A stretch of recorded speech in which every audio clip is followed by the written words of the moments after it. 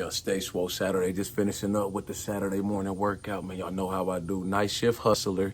Y'all know I work night shift, get off from the prison, turn up in the work parking lot off that pre-workout powder, then go straight to the gym. I worked out at my job's gym today, man. They got a nice job. You know, all my people that's entering into corrections, a lot of these facilities, they got a nice gym for the staff. It's 24 hours, it's free, and it's available for you, your friends, and your family members, man. So take advantage. Quick correctional officer video though, man. We talking about how you can ensure that you have a smooth shift. You know, everything's not going to be perfect working in correction. You know, prison's going to be prisons, but these are some of the things you could do to kind of help have as good of a shift as possible when you work in a unit. You know, that's a correctional officer's dream right there, man. Everybody want a smooth shift where it's like it's quiet the whole day, routine, don't nothing happen. You do your 8 and skate, or your 12-hour shift. If you're doing a double, you do your 16 hours and you go home, man, without any type of incidents, man. This is the first thing right here, though, is you gotta stay consistent in your style of corrections. You know, I tell the new people this, the rookies, the people that's about to start into corrections, you know, you got to find your lane.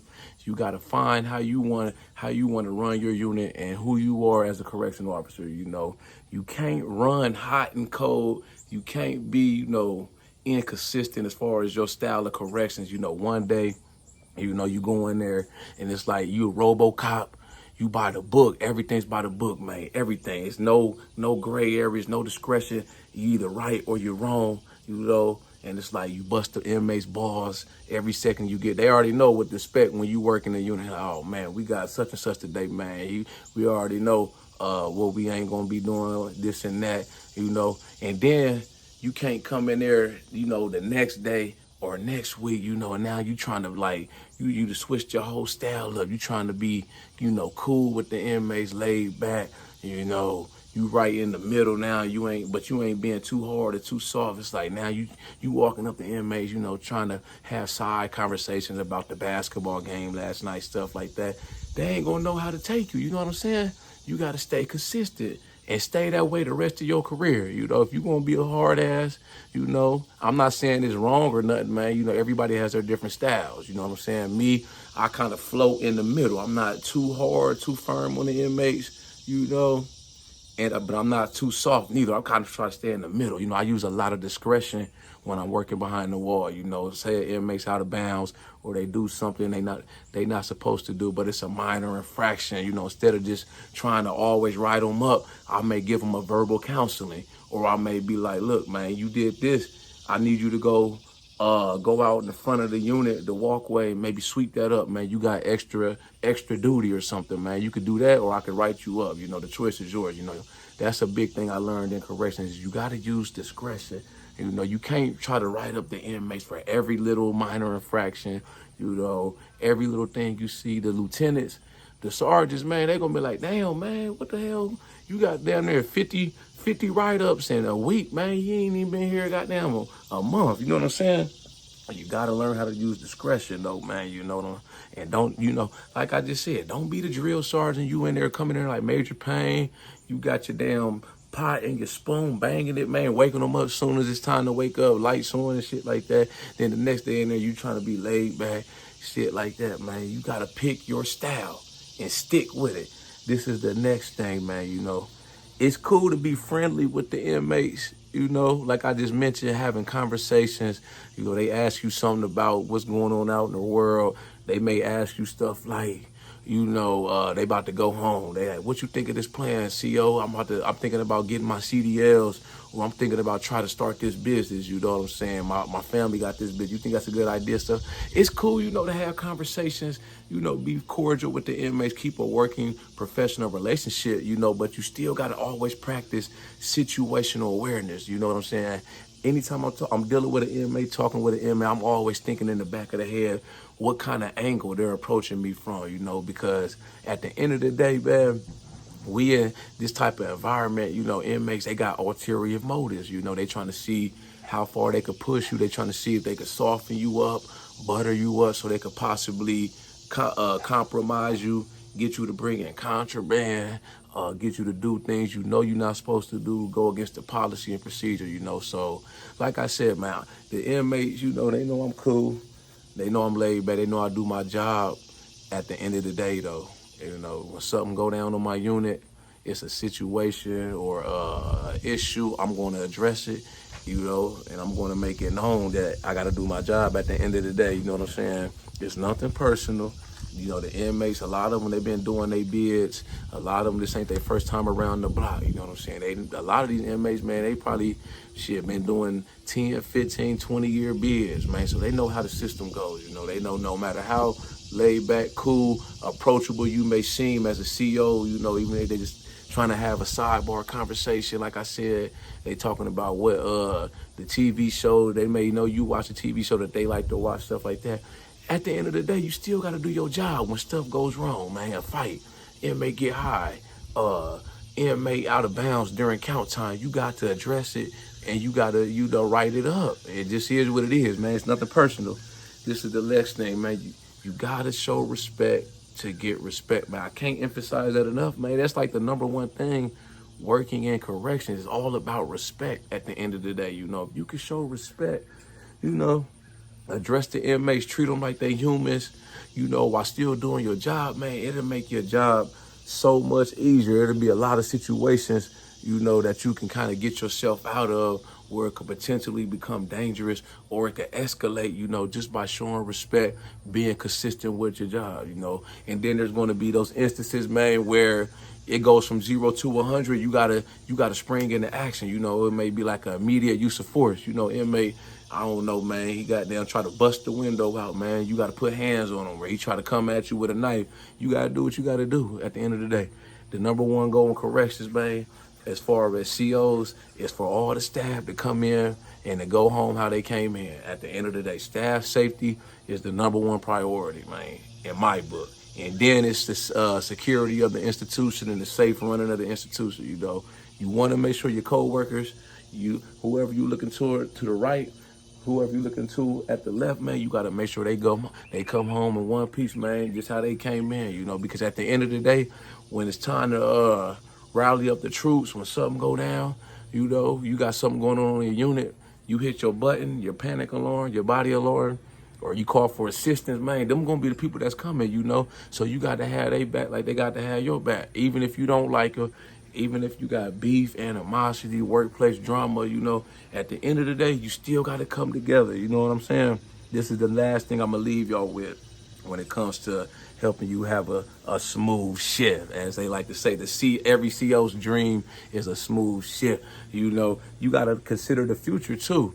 When I say that, consider the future, you know, when stuff goes down in the unit, you know, maybe you being unnecessary, you doing extra stuff, man, being petty about certain things, man. You been hitting the same inmate cell every day, man. You know, you got a vendetta. You got to think now you going to see these same people, you know, damn near the next day. Or if you, let's say you just filling in that unit on it just for the day, you know, at some point you're going to see that inmate again, you know. So what I mean by that, man, is trying to stay fair, firm, and consistent when you're dealing with the inmates. You know, don't be in there, you know, being on some crazy shit, you know, destroying their cell, tearing their cell up unnecessarily. You calling them outside their name, you patting them down, you being like aggressive, shit like that, man. You know, you gotta know who you dealing with too, cause you know a lot of these inmates in here, man. You know, even if you at a medium security prison, a low security prison, a lot of them inmates, they starting to trickle down from high security prisons, you know, meaning they started off at they had high points. They were maximum custody and they'd work their way down, man. But don't get it twisted and think that they won't hesitate, you know, when shit hits the fan, man, to defend themselves, to lash out, you know, they feel like you disrespecting them. Don't think they won't put in that work, you know what I'm saying? It ain't about being tough, proving your manhood. You know, you just gotta know who you dealing with, man. Man, some of these dudes is about that life.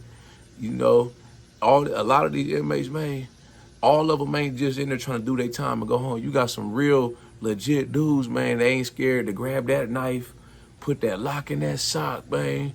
Whatever they got to do, man, to get what needs to be done, man. It's like when you look at these high security prisons, you know, or active medium security prisons, you know, it's a lot of gangs. it's a lot of politics. So the inmates that's in those type of facilities that's active, they know they gotta move a certain way. They know they gotta be on point. They know when shit goes down, they gotta be on the front line. You know, whatever car or gang they riding with, man. When shit go up, they know they can't. Ain't no oh, I was taking a nap or I was in the cell. That ain't no excuse, you know. And it's the same situation when it comes to the inmates dealing with the COs. You know, I seen it firsthand when I worked at the county jail back in the day, man. I told this story before about one of my co-workers. He had a bad habit of disrespecting the inmates, talking to them any kind of way, talking greasy. And one day it caught up with him, and I was right there. We was feeding chow, and he said some slick shit to the inmate. They was going back and forth, and he kept going. I was trying to hold him back, this and that, man. Next thing you know, man, the inmate just whammed on him. Bam! Knocked him out cold. He was out. You know, I had to spring right into action. I had to call for assistance. I had to grab the inmate, put him up against the wall, you know, and wait for some backup to get there. You know, it was like an isolated incident, but that just goes to show you, you know, at any given time it can go down. You know, just because we an officer, we got this uniform on, you know, that don't make us bulletproof. You know, y'all gonna probably see it at some point if you haven't seen it in your career. You know, there's going to be situations where you got a staff assault. A lot of it, man, this is unfortunate, but I'm just going to be realistic with y'all, man. Some officers, some staff, they just had it coming. You know, they don't know how to manage their mouthpiece. You know, they think they could talk to anybody any kind of way, man. You got people in there, man. They some heavy hitters. They really about that life, man. They got connections. They got pull. You know what I'm saying? They got rank in their organization or gang. They really about that life, you know, so I just try to play it cool, and I try to treat everybody with this, the same respect. I treat them all the same, you know. Whether I know what their charges was, I don't necessarily respect their charges. You know, they could be a child molester, you know, got a rape charge, stuff like that, man. You know, that's not my, you know, I got a personal opinion about those type of people, you know, but I have to remain professional when I'm at work. I have to learn how to, you know, separate my feelings from doing my job. So I just, you know, I treat them all the same, you know, from a low level corner boy all the way up to the gang leaders up in there, man. That, you know, that's politicking heavy, man. That got influence, you know, around the prison, you know. Just treat them all the same at the end of the day. Be respectful, you know. Like I said, stuff gonna happen, you know. It ain't every day. Most days is good, though. I will say that, working in corrections. Most days I go in there, it's a routine shift. You know, you dealing with the basics. You know, the inmates gonna come in there asking you for stuff like toilet paper, supplies, asking you, can you make a phone call, see if they got an appointment they supposed to make, or, you know, they need it for their job details, stuff like that.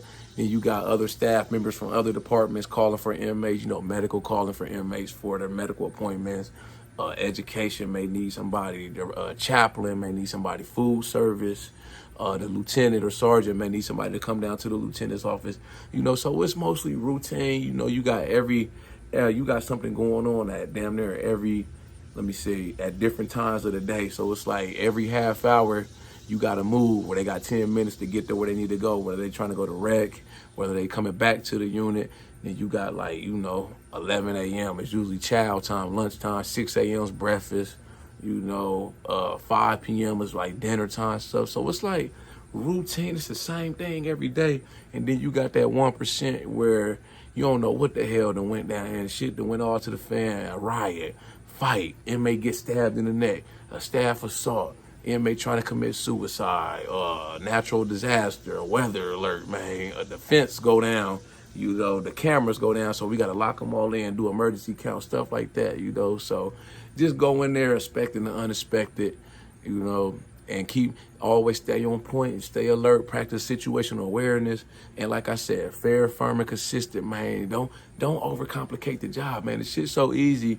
You know, I've been doing it 13 years. I worked at one county jail, 2 different federal prisons, you know, and it's damn near like, at the end of the day, corrections is going to be corrections. Prison is going to be prison, man. Don't overcomplicate the job. Y'all like this video, make sure you subscribe to my channel at The Ghetto Bodybuilder. Follow me on Instagram, TikTok at The Ghetto Bodybuilder. I got the merchandise for sale. Shop with me on my website. This one of my shirts right here, Jesus Lifted Weights, man. Check out my website, man. But yeah, man, that's every CO's dream shift, man. Don't hardly nothing happen. You do your routine, your searches, you know, calling the moves, this and that, man, and you go home. Go, and once you hit that Sally Port, leave work at work, baby. Y'all got any comments, questions, any ideas or topics for future videos, drop a comment. I'll be sure to get back with you as soon as I can. Y'all know how we coming. Let's get motivated.